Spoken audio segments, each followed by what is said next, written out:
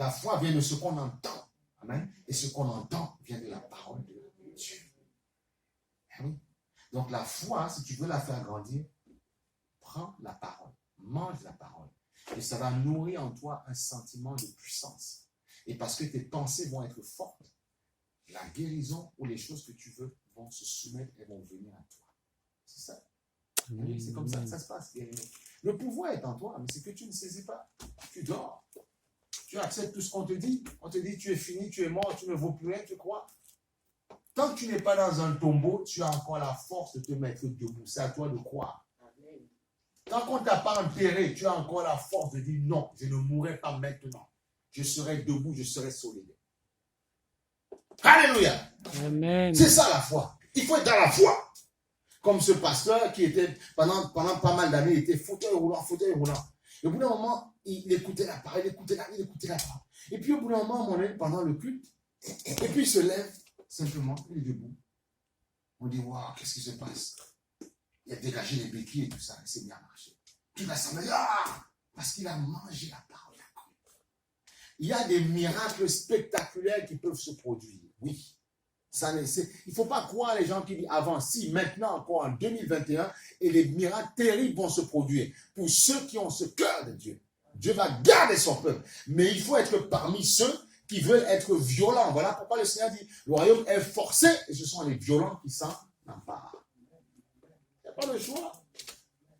Il dit, venez à moi, il sauve. Mais il dit, par contre, le royaume est forcé. Le salut est gratuit, ce n'est pas un problème. Dieu te sauve, tu reçois Christ comme Seigneur et Sauveur, puis c'est bon. Tu es sauvé, tu prends le baptême par immersion, c'est bon. Mais Dieu dit après, le royaume, parce qu'il y a des bénédictions dedans, est forcé et ce sont les violents qui s'en emparent. Il y a beaucoup qui ont reçu Jésus-Christ comme Seigneur et Sauveur, mais ils sont restés à la porte. Ils sont devant le seuil. Vous voyez les maisons où parfois, quand les gens ils ont peur que l'eau coule, ils s'abritent un peu là. Voilà, et puis il y a l'eau ne mouille. Mais il est dans la cour.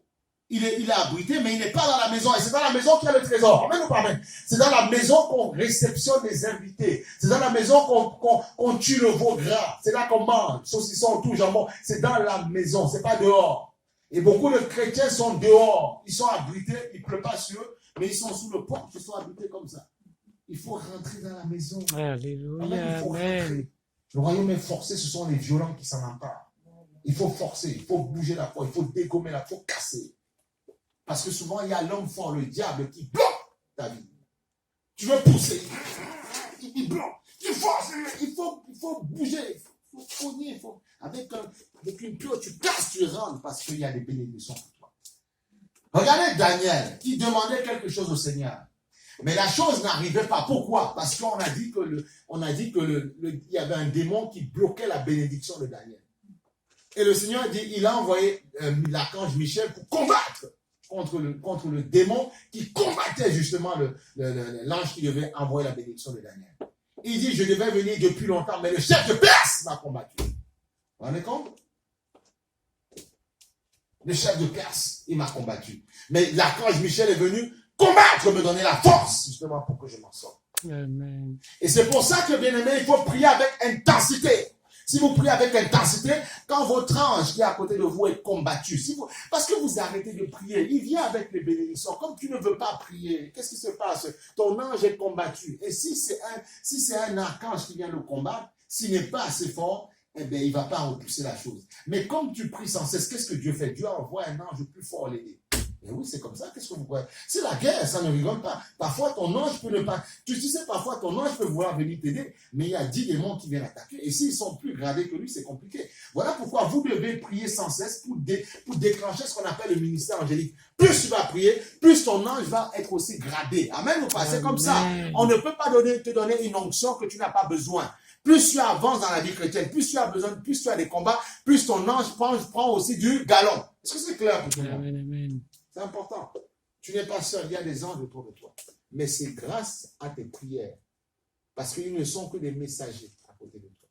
C'est parce que tu es un homme intensif, tu es un homme de foi, qui fait que tes anges vont augmenter la grade. Et autour d'eux, il y aura des anges encore plus forts qui vont les aider à t'amener à ta destination. Eh oui. On n'a pas toujours les mêmes combats. Il y a des combats plus durs dans la vie parfois. Il y a parfois des maladies féroces qui t'attaquent. les AVC, les crises cardiaques, les diabètes, les cancers, les sida, ils viennent t'attaquer comme ça là. Et comment tu fais pour enlever ces choses-là? Si tu n'acceptes pas de prier sans cesse afin que l'ange qui vient amener la bénédiction dans ta vie puisse avoir l'autorité de repousser ces choses. Daniel, heureusement qu'il priait sans cesse. Et Dieu a envoyé un autre ange puissant. C'est pour ça qu'il faut prier sans cesse, ce n'est pas un jeu. Il y a beaucoup de personnes qui se font tuer bêtement, qui meurent bêtement parce qu'ils ne comprennent pas l'autorité qui sont en eux. On aime les hommes, on croit aux hommes, mais l'homme n'a pas toute ta solution. Le médecin n'a pas tout pour toi. Il fait ce qu'il peut, le médecin. Mais il y a des maladies spirituelles qu'il ne peut pas enlever, jamais. Parce que c'est comme ça. Il y a des attaques. Et les médecins disent que 95% des maladies sont d'origine dans la tête. Eux-mêmes le disent. Il faut comprendre, sinon on va mourir bêtement. Il faut les aider. Il te dit, les médecins disent qu'on est fatigué, on ne peut plus. Alors aide-les. Amen ou pas amen? Amen. Alléluia. Et écoutez, on va aller dans Actes des Apôtres. Merci Seigneur pour ta grâce. Amen, amen, amen. On va aller dans Actes 19, verset 19. Regardez. Parce que l'évangile était prêché avec force. Amen. Dis-moi puissance. Puissance. Puissance, pourquoi? Puissance. Alléluia. Un certain nombre de ceux qui avaient exercé les arts magiques. Tu vois? La sorcellerie. Le tiens-bois, le maraboutage, le vaudou, toutes ces choses-là. Les arts magiques. Tu vois? Les arts magiques. Ayant apporté leurs livres, tu vois, les brûlèrent. Amen ou pas amen? Ils brûlèrent leurs livres. Ok? Devant tout le monde. Ils ont brûlé leurs livres. Parce qu'on a prêché l'évangile avec force. Tu vois que les premiers apôtres n'avaient pas peur des sorciers. Hein? C'est nous, aujourd'hui, on a peur. Là. On dit, il va commencer à avoir peur. Peur de quoi? Tu n'as pas à avoir peur, tu prends autorité. Même s'il joue avec des petits objets, tu prends autorité avec ta bouche. Comprenez? C'est très important. Je suis en train de te prêcher une parole pour te libérer en ce matin. Libérer de la peur. Libérer de l'angoisse, de la fausse. C'est ça. Alléluia. Donc Jésus est venu donner la vie en abondance, mais l'ennemi vient pour égorger et détruire.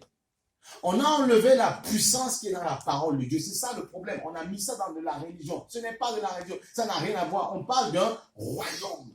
On ne parle pas d'une religion, d'un royaume. Et dans tout royaume, il y a une puissance. Va à Monaco, puissance, un royaume de Monaco. Tu vas voir, il y a un ordre, il y a un gouvernement, il y a une puissance, il y a de la richesse. Le royaume de Dieu a une richesse aussi. Amen ou pas amen? Il y a la guérison, il y a tout. Arrêtons. On a mis ça dans la religion, ça n'a rien à voir. Et du coup, c'est le diable qui met ça, qui veut nous faire être des religieux. Du coup, on n'a pas de puissance. Et voilà pourquoi il y en a beaucoup qui meurent spirituellement. Ils sont dans les églises, mais il n'y a pas de puissance. Ils sont dans les églises, mais ils ne font rien. Ils ne font rien de leur vie. Ils ont parfois de la créativité. Ils peuvent faire des grandes choses, mais ils ne peuvent pas le faire. Pourquoi? Parce qu'on a mis une religion dans leur tête. Alors que Jésus est venu apporter le salut. Amen. Salut qui veut dire sotéria, délivrance. Et dans la délivrance, il y a tout. Il a pourvu au salut de ton âme, de ta guérison physique, émotionnelle, psychique, tout. Sotéria, dans le salut. Dieu est un Dieu de puissance qui change les vies. Donc tu vois, ils brûlaient leurs livres parce que l'évangile était tellement puissant, ils ont brûlé leurs livres. Écoutez, moi, il faut aimer tout le monde, mais tu dois dire dans tes prières, si quelqu'un, tu dois dire Seigneur, si le mal que j'ai, si Seigneur, si c'est quelqu'un qui pratique les arts magiques, la magie, tout, qui m'a lancé un mauvais sort, Seigneur, que ce sort retombe sur lui. Ça ne rigole pas. Si vous ne le faites pas, les choses vont vous tomber dessus et vous allez partir bêtement. Voilà pourquoi il y en a, ils laissent leur femme, ils meurent, ou leur femme meurt avant, alors que Dieu voulait que vous alliez le plus loin possible. Amen. Gloire au Seigneur, que Dieu te fasse du bien ce matin, que Dieu te libère ce matin, que tu comprennes que tu as un esprit renouvelé. Amen. Alléluia. Merci Seigneur pour ta grâce. Amen. Tu vois, un certain nombre de ceux qui avaient exercé, pratiqué, qui touchaient aux arts magiques, ayant apporté leur livre, ils les brûlaient devant tout le monde. Tout le monde. On dit on n'en veut pas, on veut plutôt la puissance de Jésus-Christ. Amen. Alléluia. Reçois la gloire, Seigneur. Donc tu vois, il vient apporter la vie en abondance, ce Seigneur. Mais et là où, en abondance, il vient te donner la vie en abondance. Mais si tu ne fais pas fructifier ce que tu as, eh bien, qu'est-ce qu'il va, on va t'enlever ce que tu as. Donc, tout ce que Dieu vous donne, le salut, il faut, voilà pourquoi il dit travaillez à votre salut. Travaillez à votre salut. Travaille à ton salut. Ne dors pas, bouge-toi, secoue-toi, fais quelque chose. Voilà. Fais une manœuvre, essaye de t'en sortir dans la vie. Parce que le Seigneur, le plan qu'il a, il te dit, nous serons les premiers et non les derniers. Il compte sur toi. Vous serez la tête et non la queue. Mais sauf que c'est une parole de prophétie que Dieu t'a donnée. Mais il faut déjà y parvenir. C'est pour ça que beaucoup, ils pensent que ce qui est écrit dans la Bible, automatiquement, c'est pour eux. C'est faux. Il faut travailler pour recevoir. Si on te tue aujourd'hui, ben ton âme, ton esprit va partir. C'est le corps, le cadavre qui reste. Mais ton âme, ton esprit va quelque part en fonction du choix que tu as fait sur la terre. Eh oui. Ça, ce n'est que de la viande, c'est du steak. C'est du steak, ça. À l'intérieur, il y a une réalité dedans. Et c'est avec ça à l'intérieur qu'il faut croire. Et quand tu crois au miracle divin, parce que tu as dedans, eh bien, le corps reçoit la puissance. Parce que l'esprit a la puissance. La puissance est dans l'esprit.